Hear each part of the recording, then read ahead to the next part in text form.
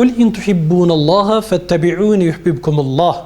Eğer ki Allah'ı seviyorsanız bana uyun ki Allah da sizi sevsin ayeti kerimesince Allah'ı sevmenin yolu Hazreti Peygamber'i sevmek, onun yolundan gitmek, onu anlamaktan geçer.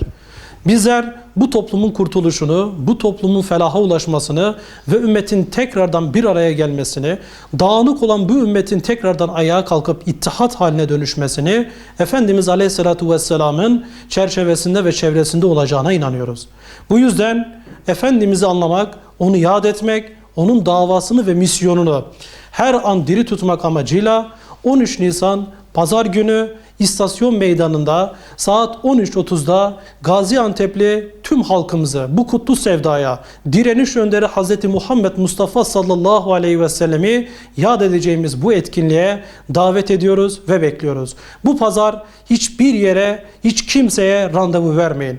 Efendimiz'e kutlu sevdasını anmak için kendiniz ona göre bir süreç ayarlayın. Zamanınızı, mekanınızı, her şeyinizi buna göre programlayın.